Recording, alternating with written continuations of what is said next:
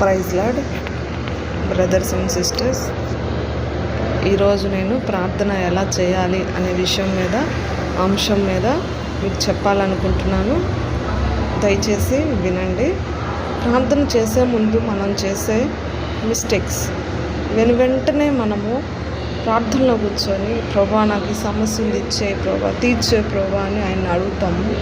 అలా కాదండి. మనం ప్రార్థన చేసేటప్పుడు మొదటగా ఏకాంత ప్రార్థన చేసేటప్పుడు దేవునికి మనము స్తుతుల సింహాసనాన్ని వేయాలి. దేవుణ్ణి మన దగ్గరికి ఆహ్వానించాలి. దేవుడు మన ముందున్నాడు అని మనం చూడగలగాలి. తర్వాత మనం పాపక్షమాపణ పొందాలి.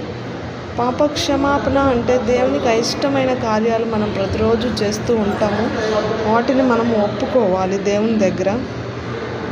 ఆ తర్వాత మనం ఆయనకి మన మీద అధికారం ఇవ్వాలి.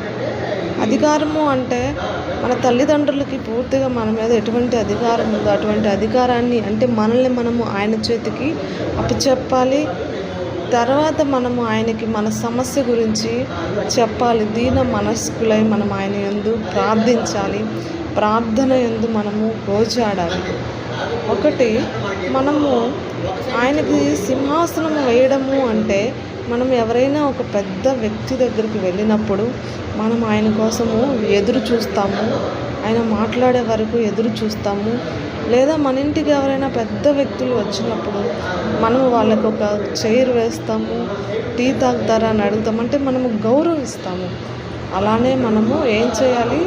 దేవునికి ఒక స్తుతుల సింహాసనాన్ని వేయాలి. వేసిన తర్వాత ఆయనకి ఇష్టం లేని కార్యాలు ఏవి కూడా మనము చేయము. ఆయన దగ్గర ఒక నిబంధన కలిగి ఉండాలి.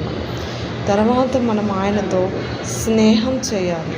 స్నేహం చేసినప్పుడు ఒక స్నేహితుడికి మనం ఎలాగైతే మన సమస్యను చెప్తున్నామో అలాగే ఏకాంత ప్రార్థన